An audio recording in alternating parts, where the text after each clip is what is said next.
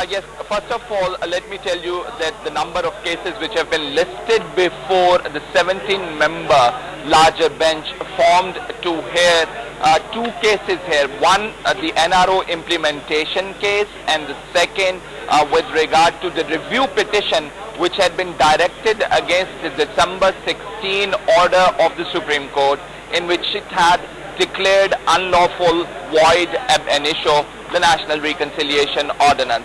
Well, there has been a controversy over the NRO implementation case as well as the review case. Sardar Lateef Khosa, the former Attorney General, who had to leave the Attorney General's office pursuant to corruption allegations, is back inside the courtroom.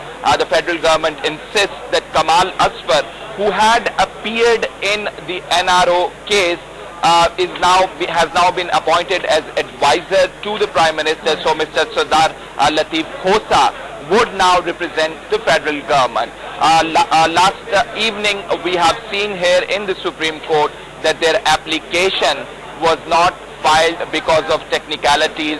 The advocate on record said the law department wasn't able to send them the required voucher, and that's why they could not file that application. And now Mr. Sardar Lateef Khosa is here before the Supreme Court, but it is really up to Supreme Court whether to allow Mr. Khosa to plead the review petition or decline their request, because this latest request has been filed against the order of the Supreme Court which came about day before yesterday. Right. So it is a sort of appeal pursuant to the earlier application. Right. Yes, Maria. Now, Faisal, many political analysts believe that this dilly-dallying tactic coming in from the federal government is continuing, as once again more time has been sought from the Supreme Court. What are the political circles in Islamabad talking about? What do you think, rather what do they think is going to come out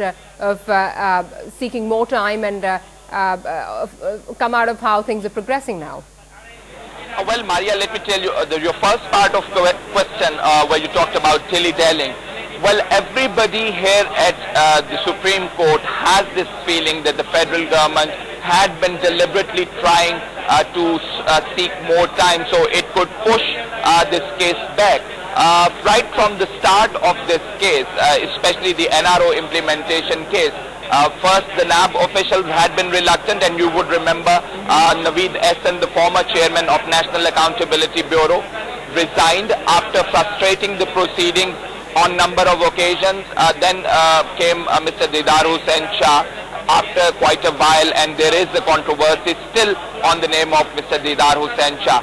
So this feeling about dilly-dallying the proceedings is still here, and now the Supreme Court has made its mind clear day before yesterday that it would not allow the federal government more time, and it would not accept any excuses. Going back to the Supreme Court Chief Justice Iftikhar Muhammad Chaudhary's order, in which it had rejected the federal government's prayer, in which it had sought more time on account of appointment of Mr. Kamal Asfar, who has been appointed as the advisor to the Prime Minister. The Supreme Court said neither the federal government has come up with any name of any other lawyer to engage to present their review petition, nor they could justify the appointment of Mr. Kamal Asfar as the advisor to the Prime Minister. The federal government had said that because of flood management it was imperative that Mr. Kamal Asfar be appointed as advisor, but the Chief Justice did not see any point in that and had rejected that application. Right. So they have come up with another application that Sardar Khosa be allowed to plead the review petition. Right. And Mr. Khosa, mind you, I tell you, had been involved in corruption allegations, and he had left the office because of those allegations. And you know, I've been talking to lawyers here. They believe that Khosa cannot be allowed. The court might not allow Mr. Khosa to present that review petition again. Let's just see what the outcome of this case is.